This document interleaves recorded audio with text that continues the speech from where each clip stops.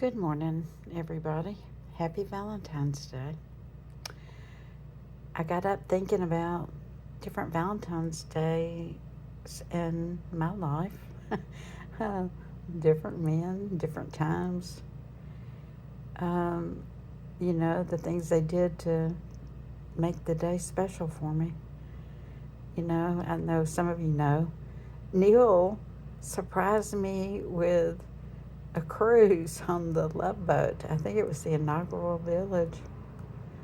Last husband, oh gosh, I think he was always generous with jewelry, um, a beautiful meal out. But this morning, what kind of came back to mind was my father. Daddy, anytime I was anywhere remotely close, at different points in my life, made sure I had a heart-shaped box of candy from him. It wasn't necessarily big. He got one for my sister. Of course, Mama, got a nice big one and whatever else he did, for her because he loved her.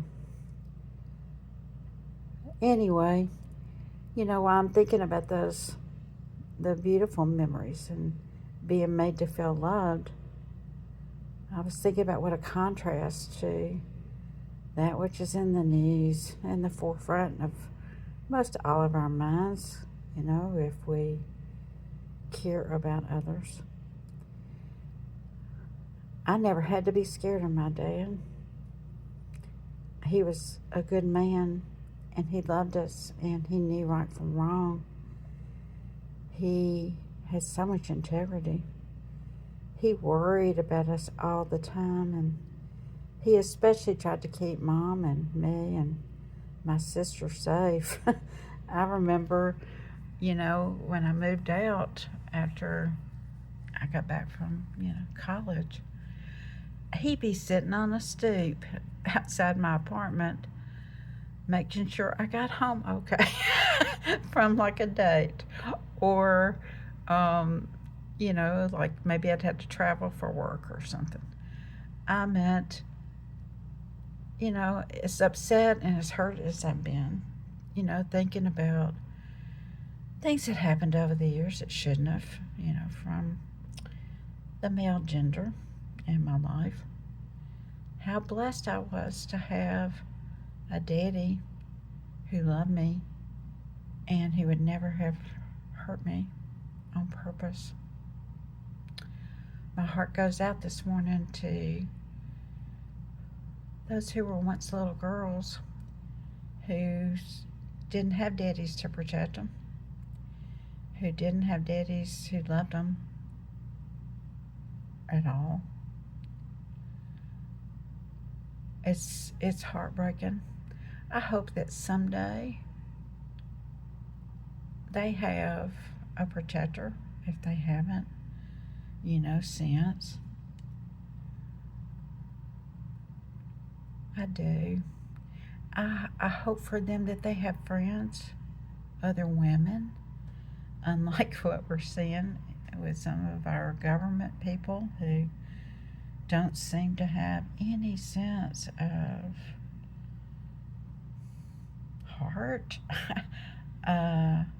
decency, that they have friends who understand that they've been through a lot and that they're there to try to help and comfort them as they're going through this.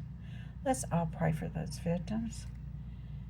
And the saddest part is we got to pray for these people who refuse to see the truth about what's happening or dismiss it, which is even worse. I pray for angels around every little girl right now who may have people who don't have their best interest at heart, who don't see them as innocents, fresh from heaven. And I know that's what babies are, and our little children, They can teach us so much about heart and about love. They're not to be hurt. They're not to be hurt. I'm not trying to spoil the holiday, but we can't forget what's going on around us. We can't ignore it. As decent human beings, let's try to keep an eye out for the children around us. Look for any telltale signs. And again, let's pray for healing for all the women who've had things done to their bodies that they shouldn't have. Let's pray that no other child is hurt and used that way. And let's pray for accountability for those who did that, which they should never, ever, ever have done. We are better than this, I hope, as a country. And you know what? If we are not, if we're going to let pedophiles, people who have sexually assaulted, penetrated little children, go free and continue to lead, I think I'm going to have to do something else. I don't want to support this in any way. Not that I have much money, but I don't want to contribute to supporting a country that has no heart, no ethics, that has totally lost its way. There are decent countries. We're the only country that does not want to hold the people accountable, and who hasn't already. We're no beacon on the hill at the moment. Pray for the children today. I hope somebody even does any kind of little kindness for them today.